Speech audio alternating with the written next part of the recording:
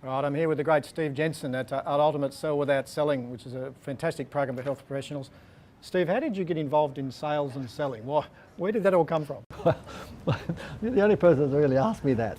Look, it all happened by mistake, really.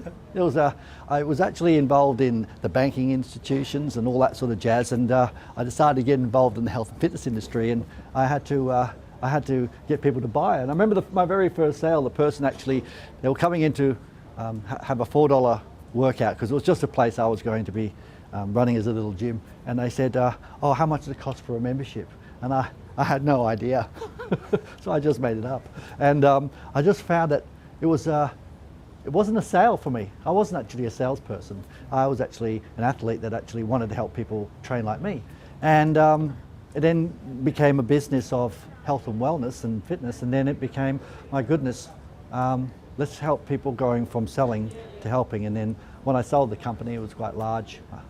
We opened Impact Training, and I created a system that was quite unique, and it was based on that inspirational model instead of actually going for the closed model. So that's how I got involved. So why is it important for health and fitness professionals, no matter what they're in, to understand selling and sales? Why is it so important for us, and why don't we learn it at university?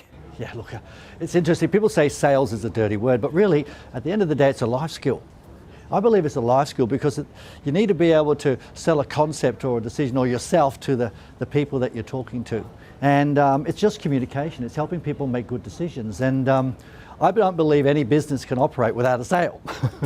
So we can say, well, everything starts with a sale. And then what you need to do is to then have communication models which keeps them coming back longer. So if you're able to follow through with what's unique about your business and you genuinely care, you go from this selling mentality to a person that actually finds a compelling reason to buy, and then give them what they want. So find out what their problem is, give them what they want, and then celebrate and have them buy from you, and forget about closing the sale, because they'll buy from you.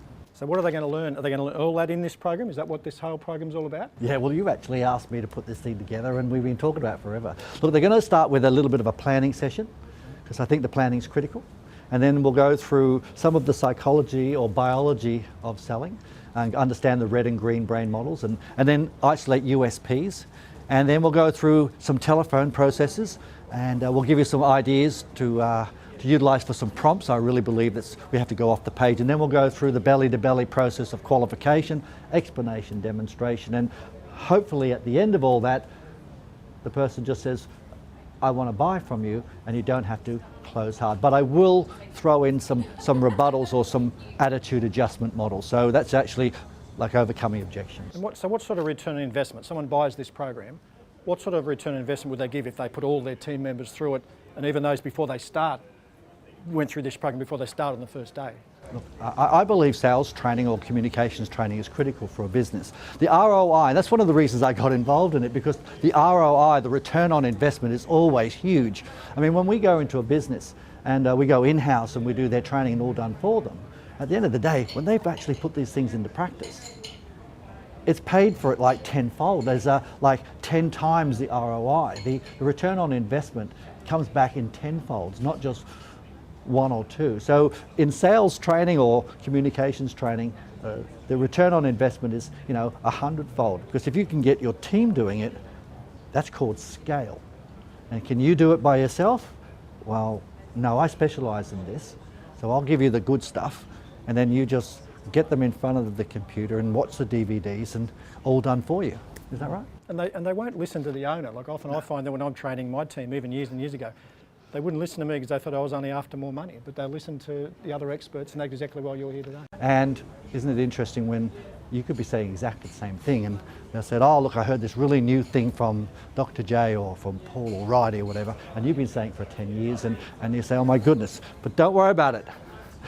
Just make sure they use the process and the outcome will take place. So, no matter where it comes from. And we're obviously Australian, as you can put, but this is a global program. It doesn't matter, everyone buys the same no matter where in the world they are, and you've been international as have I.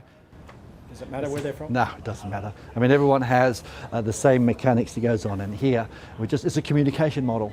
And if we understand it's a communication model, going from this mentality, as I said, from this selling mentality to having people buy from you and say thank you, that's called conversation communication. That's what it's all about. It's a fantastic program, guys. I've been hassling Steve to get involved for a long time, and I finally tracked him down. Get the program. It was the missing link for us at university.